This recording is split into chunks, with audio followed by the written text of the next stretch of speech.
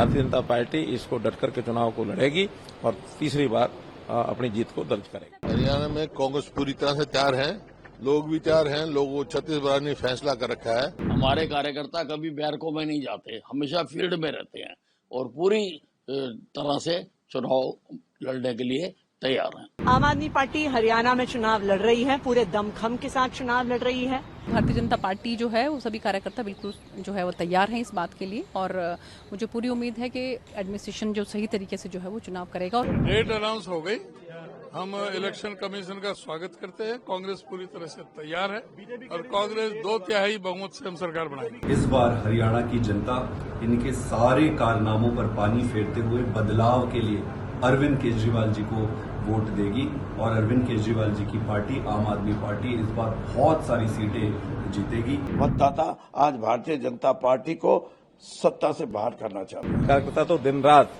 और हमेशा तैयार रहता है, चुनाव कभी आ जाए। चुनाव आया है, इसका मैं स्वागत करता हूं और हम इस चुनाव में सफल होंगे। राहुल गांधी रथ यात्रा निकालने वाले हैं हरियाणा में, क्या लगता है? कोई कुछ भी निकाले, लेकिन इन कांग्रेस के इन बातों का कोई असर हरियाणा की जनता पर पड़ने वाला नहीं है, क्योंकि 10 साल पहले जो पूर्व में भूपेंद्र हुड्डा की 10 साल की सरकार रही, उस समय हरियाणा की जनता ने जो भोगा, उस समय हरियाणा की जनता जिस प्रकार से पीसी, जिस प्रकार का धींगा बस्ती का राज उस समय होता था, आज भी जब हरियाणा की जनता उसको याद करती है तो रोंगटे खड़े हो जाते हैं। हरियाणा की जनता इतना भूलने वाली नहीं है, उन चीजों को याद रखती है। चुनाव को चुनाव के नाते से लेना चाहिए। चुनाव को ऐसा नहीं है कि चुनाव को बहुत आसानी से लेना चाहिए, क्योंकि आमने सामने जब दो प्रतिद्वंदी होते हैं तो उनको अपनी बड़ी ताकत से चुनाव लड़ना होता है। भारतीय जनता पार्टी इसको डट करके चुनाव को लड़ेगी और तीसरी बार अपनी जीत को दर्ज करेगी। हुड्डा साहब, आज अनाउंसमेंट होगी है, 1 तारीख को इलेक्शन और 4 को काउंटिंग होगी सर। हाँ। हरियाणा की तो क्या कहेंगे सर, तैयारी? 1 मिनट सर। हरियाणा में कांग्रेस पूरी तरह से तैयार है, लोग भी तैयार हैं। लोग छत्तीसगढ़ ने फैसला कर रखा है, ये अगली सरकार कांग्रेस पार्टी की सरकार होगी। बहुत अच्छी बात है, 1 अक्टूबर को हरियाणा के चुनाव होंगे। बहुत अच्छा मौसम होता है, लोग बड़ी संख्या में निकल कर आएंगे और जहाँ तक हमारी पार्टी की बात है, हमारी पार्टी पूरी तरह से तैयार है। हमने बहुत पहले से तैयारी शुरू कर दी थी और हमारे कार्यकर्ता तो वैसे हर वक्त ही तैयार रहते हैं। हमारे कार्यकर्ता कभी बैरकों में नहीं जाते, हमेशा फील्ड में रहते हैं और पूरी तरह से चुनाव लड़ने के लिए तैयार हैं। आम आदमी पार्टी हरियाणा में चुनाव लड़ रही है, पूरे दमखम के साथ चुनाव लड़ रही है। अभी भी हरियाणा में लगातार आम आदमी पार्टी के नेताओं की, पंजाब के मुख्यमंत्री भगवंत मान जी की, हमारे से दिल्ली से राज्यसभा सांसद संजय सिंह जी की, सुनीता केजरीवाल जी की लगातार सभाएं चल रही हैं, जहां पे भारी संख्या में जन सैलाब है और लोग आ रहे हैं। अरविंद केजरीवाल जी खुद हरियाणा के बेटे हैं, इसलिए हरियाणा के लोगों का उनसे एक इमोशनल जुड़ाव भी है। आम आदमी पार्टी पूरी ताकत के साथ हरियाणा का चुनाव लड़ेगी और हरियाणा का चुनाव जीतेगी।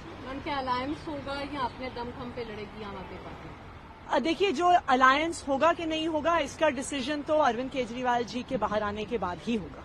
तैयारी में पूरी सीटों पर आप लोगों की है? बिल्कुल, हम सारी सीटों पे तैयारी कर रहे हैं और लगातार सब सीटों पे डोर टू डोर कैंपेन चल रहा है, बूथ कमिटीज बनाने का काम चल रहा है। सब विधानसभाओं में एक बड़ी सभा भी हुई है, तो हम हरियाणा के चुनाव को पूरी तैयारी से, पूरे दमखम से लड़ेंगे। ये अपेक्षित था कि चुनाव आयोग जो है आज अगर प्रेस कॉन्फ्रेंस कर रहा है तो उसके अंदर हरियाणा का भी हो सकता है ऐसा, क्योंकि चुनाव यहाँ पर जो है वो होने निश्चित थे। तो जम्मू कश्मीर के साथ साथ हरियाणा के अंदर भी जो है वो 1 तारीख को चुनाव है और 4 तारीख को जो है रिजल्ट घोषित किया जाएगा।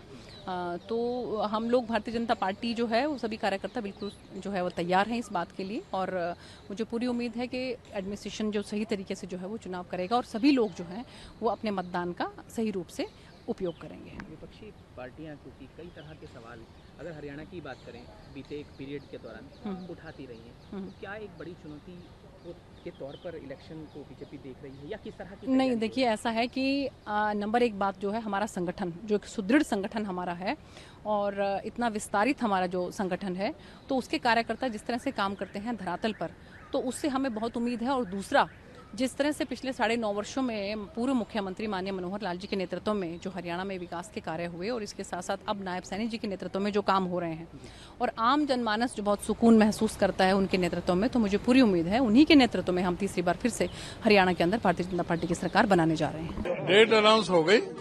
हम इलेक्शन कमीशन का स्वागत करते हैं। कांग्रेस पूरी तरह से तैयार है और कांग्रेस 2/3 बहुमत से हम सरकार बनाएंगे। लेट होगा और ये आपको लगता नहीं कि पहले हो गया थोड़ा? बीजेपी वालों की पोल खुल गई ना। अब ये मुख्यमंत्री और कह रहे हैं कि 50,000 पक्की नौकरी दे देंगे इलेक्शन से पहले। एक तरफ तो नौकरी के अनाउंसमेंट कर रहे हैं, दूसरी तरफ वहाँ इलेक्शन कमीशन पे डलवा रहे हैं। ये सब झूठ के पुलिंदालन के पोल। आज हरियाणा में चुनाव की घोषणा हो गई है। 1 अक्टूबर को चुनाव है और 4 अक्टूबर को चुनाव के नतीजे आएंगे। हरियाणा की जनता ने सारी राजनीतिक दलों को बार बार मौका दिया है। कोई भी ऐसी पार्टी नहीं है जो ये कहे कि उनको मौका नहीं मिला है, लेकिन जनता को क्या मिला? सिर्फ धोखा। इस बार हरियाणा की जनता इनके सारे कारनामों पर पानी फेरते हुए बदलाव के लिए अरविंद केजरीवाल जी को वोट देगी और अरविंद केजरीवाल जी की पार्टी आम आदमी पार्टी इस बार बहुत सारी सीटें जीतेगी। मेरा ये मानना है कि अगर आप ईमानदारी से काम करते हो तो ईश्वर आपकी मदद करते हैं। केजरीवाल जी को चाहे ये जेल में बैठा के रखे हो, लेकिन उनकी पार्टी दिन दूनी और रात चौगुनी आगे बढ़ रही है। भगवान की असीम कृपा है और ईश्वर स्वयं चाहते हैं इस बार की हरियाणा में बदलाव हो। हम पूरी तरह से तैयार हैं। मतदाता आज भारतीय जनता पार्टी को सत्ता से बाहर करना चाहता है। लेकिन आप तो दोनों तरफ रहे हैं। परंपरागत राजनीति से इतर सैनी साहब को भाजपा ने मुख्यमंत्री बनाया है, क्या उसका कोई फायदा आपको होते भाजपा को नहीं दिख रहा है? और कांग्रेस इन फाइटिंग से जूझती रहती है, जिसकी खबरें आमतौर पर सामने आती रहती है। कांग्रेस में खेमे हैं और हर खेमे में मुख्यमंत्री का एक चेहरा है। ये तो देखो, बात ये है कि जहां तक भाजपा की बात है, और आपने जैसे कहा, मैंने वो उसको भी 10 साल देखा है। भाजपा में जब बोलने का ही आपको इजाजत ना हो, यानी आप अपनी पार्टी को ये मान के चलो कि जो हम बोलते हैं, जो ऊपर का नेतृत्व बोलता है वही सही है, बाकी किसी को बोलने की जरूरत नहीं, तो उस पार्टी में डीमोरलाइजेशन, निरुत्साहित हो जाता है वहां का वोटर और वहां का जो भी सिंपथाइजर है और वहां का वर्कर। तो आज के दिन वर्कर उनके कागजों में तो हो सकते हैं लाखों की संख्या हो, जैसे बताते हैं कि पन्ना प्रमुख 3,27,000, लेकिन सही मायने में पूछो तो 5% वर्कर भी आज भारतीय जनता पार्टी के पक्ष में वो प्रचार प्रसार नहीं करेगा, क्योंकि उसको ये लगता है कि मैं पार्टी के लिए लड़ा, लेकिन मुझे तो ना तो राजनीतिक तौर पे मेरी कोई पहचान हुई, ना मेरे को पार्टी ने इस लायक समझा कि वो मेरा कोई ऐसा एक पोजीशन, एक ऐसा मेरा काम लगे लोगों को, मैंने लोगों के लिए कुछ किया, लोगों की समस्याओं को लेके एडमिनिस्ट्रेशन के पास में जाऊं, मेरी पहचान ना हो, थाने वाले मेरे ना पूछें, तहसीलदार मेरे नहीं पूछे, बीडीओ मेरे को दफ्तर में घुसने ना दे। इस किस्म की मानसिकता आज के दिन बीजेपी के कार्यकर्ता में है, इसलिए वो उत्साह नाम से दूर है। For exclusive and insightful videos, subscribe to our new channel ABP Live Premium.